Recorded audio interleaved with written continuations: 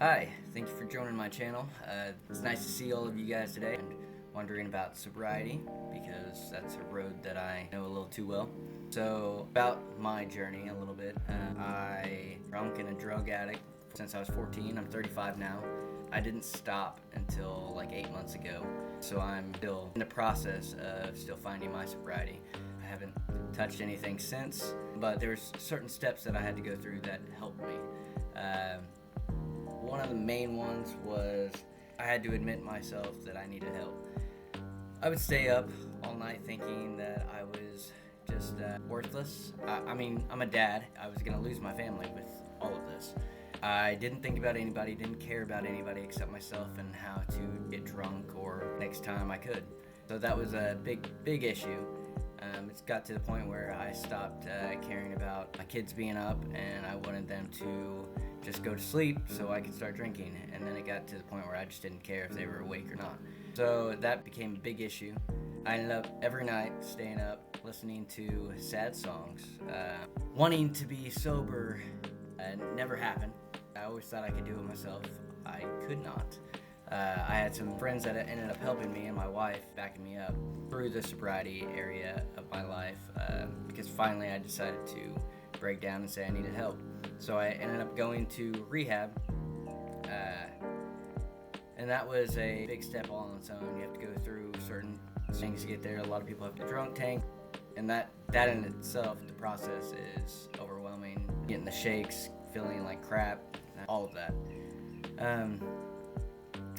Luckily, I was trying to get sober here, so I didn't have to, before I went to rehab, so I didn't have to go to the drunk tank and wait it out. So that was nice. Instead, I dealt with it here, so I guess that kind of wasn't that nice. I ended up having a lot of anger problems, and I also deal with a bunch of anxiety. A lot of anxiety. I still deal with a ton of anxiety. Actually, I deal with more anxiety now than I did when I was drunk and doing drugs and I was going through my paranoia stage, which hasn't gotten really any better, to be honest. I still am really paranoid. Anxiety is through the roof. So I am working on my own journey to figure out how to get past certain things. But right now, I'm going to be going to a counselor. I'm starting to take some medication for the suppressed feelings that I've had. All of our drinking and drug use comes from a stemmed feeling or emotion that we had back in the day. Whether you want to believe it or not, that's the truth. You end up writing your checklist and you start finding out, okay, maybe there's some things in my life that were not as good as I thought, which in turn makes it easier to just drink and push everything away. So I was really good at that. I didn't like to go to sleep until I passed out by drinking or by getting high. Towards the end, I was just weed and drinking. It was, in the beginning, meth, acid, pretty much anything you could think of. I did heroin once, but that was before I did meth, and I thought that because I've never done meth during that time, so I ended up doing heroin. That wasn't fun. I got tricked on that one. So the road to recovery is very difficult. I don't care what anybody wants to say, it is. I want to say it's almost more difficult than stopping drinking sometimes, because you have to figure out who you are and what you're doing with your life and where you're going to be going, and is this the route that you want to take now? Is this the plan in your life that you want to take since you are now being sober and you're able to have a clear head and clear conscience? So my first step from that is stop putting it off. It sounds simple, it's really not. Like I said, it took me a long time before I realized I need to stop putting it off. And I wrote notes down because I'm horrible at, like I said, my anxiety is really high. I'm also doing this to help me with my anxiety, talking it out. Talking it out helps a lot. I'm also really bad at talking, as you can see. So, but my mind always went to death and the anxiety of death and the anxiety of everybody, leaving me again and just being abandoned and being alone. And I didn't want that. I didn't want that for my life. And I know you don't want that for your life if you're here watching this video. Obviously, you have a purpose for this, and there's a purpose for your life. But the death thing always scared me. It always scares me to think that I could die at any moment, and I don't want to die drunk. I don't want to die an addict. I I mean, that's just not in the cards that I wanted. So that's the first step for me that I found that it helped, is just stop putting it off and actually ask for help. The second step is to get away from all the temptation. Once you do find help to help you get through what you're going through, get away from all the temptation. Let everybody go. Like, it's just best to cut your ties with everybody, at least for right now. And if they're your friend and they're truly your friend, they'll understand why you're having to let everything go. Like I said, it's a whole lot easier just walking away from people for your sobriety. I know a lot of people don't have the money to get help, but the way I found, churches love to help. There's tons of other resources out there too that will help you, people that will sponsor you and people that will make sure that you're on the right path. And you just got to do a little bit of research. I know that sucks, but if you're already into looking up YouTube videos and looking up certain things of how to be sober, how to stop the anxiety of all this, you obviously are on the right path, and you obviously have the capability to put your fingers to a keyboard or your phone and figure out who can help you. I know it's a very difficult path of figuring out who can help you because it takes a lot of your time. But, I mean, sitting there drinking and feeling sorry for yourself, look some stuff up. Maybe go to an AA meeting and ask if there's any possible way that one of them can, if there's a way that somebody could help you get to rehab, or if they have any knowledge of how you can get to rehab, or something of that nature. There's something around your area that you can find to help you get through rehab. My way was, I had a church member who is now a really good friend of mine. He helped me get rehab. So that was very beneficial for me. It helped me a lot. I didn't want to, per se, go to rehab because I didn't want to leave my family. I didn't want to just leave everything behind, but at the same time, I was going to lose everything, so it really didn't matter at that point. Ask around, figure it out, you will find it. If you're that dedicated to getting sober, you will find a way. My third step is make some sober friends. I cannot stress that enough. You need to get away from the temptation. Make some sober friends. That's helped me beneficially. It helped me a lot.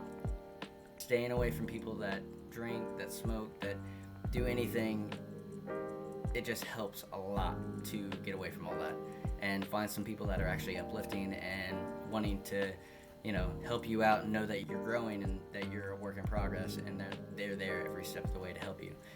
That's very comforting to have. You don't get a whole lot of comfort when you're drinking and doing drugs besides the drinking and the drugs. So it's nice to have somebody else on the sidelines helping you out. I know it's, like I said, making friends is a very difficult thing to do, especially if you're friends for a long time. I have bad anxiety, so it's very difficult for me to make friends because when I go up to people, the way that I talk is I don't, and I just stare at people, and it's very awkward and very weird. But for some reason, people still want to talk to me and chat, and I don't understand. It's a lot easier said than done, I get that. But when you actually go and start talking to people, there's a billion people in this world. You're going to get a lot of no's, just like in the dating game. You're going to get people that, be a douchebag, or people that will be really nice to you. More or less, you're going to get more people that are going to be nice to you other than being a dick. So I suggest that you actually go out and try to make friends, even if it's just at your work, if you know somebody that's sober there. Me, myself, it was very difficult to keep a job during that time, which now it's still very difficult for me to keep a job. Not because of being sober or any of that, it's just my mindset is very difficult to put a handle on. And that's why I'm taking some medication to help me with my mind. Because I found out, there's underlying issues, bipolar and all this other stuff that I apparently have been suppressing back in the back of my brain that I didn't know I was just because I sedated myself. My fourth thing is find a hobby, keep yourself busy. That's a very important thing. You gotta continuously keep yourself busy. Even if it's flying a kite, doing something. I know you're not gonna get the same euphoria that you get when you were drinking, when you were getting high, and that's a very difficult feeling to replace. Very difficult. I know this from firsthand. It's very, very difficult. Things still seem unexciting. Things seem, I don't know how to put it. It doesn't seem as exciting as it was when you were drunk or high. But I do know that you will remember things, and you'll have memories, and you'll have things that you'll appreciate that you actually remember. And if you make the best of it and you start thinking to yourself, either this is the worst time I'm having because I'm not drinking or getting high, you're gonna have a bad time. If you continue to think that, you know what, I'm sober, doing this, and I'm pulling through, then you're gonna have a great time. You're gonna realize that there is other things that you are allowed to do, otherwise being like going to the zoo with kids, going with family, going bowling.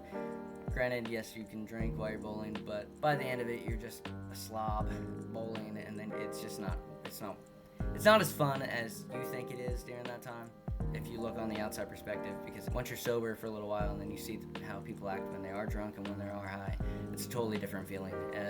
It's kind of cringy, to be honest, to see how we used to act being drunk. I regret a lot of the things that I've done.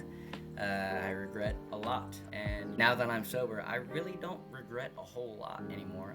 I mean, obviously there is going to be things you regret, but it's stuff you can remember, stuff that you didn't do because you were drunk, stuff that you didn't get aggravated because you were a drunk fool.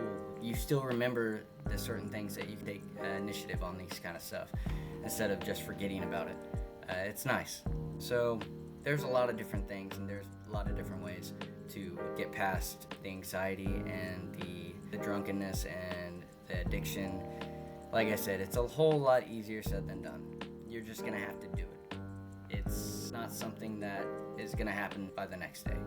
It's not gonna happen the next day.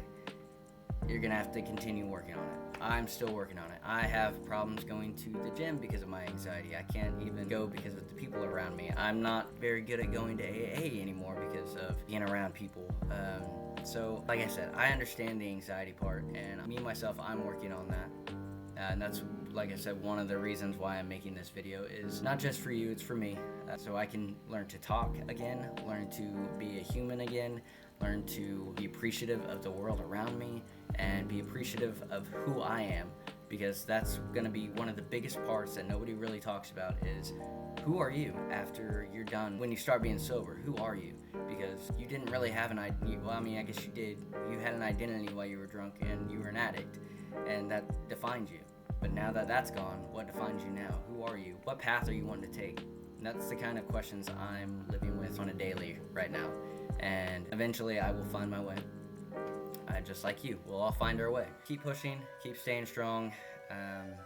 Hope this video gave a little bit of help.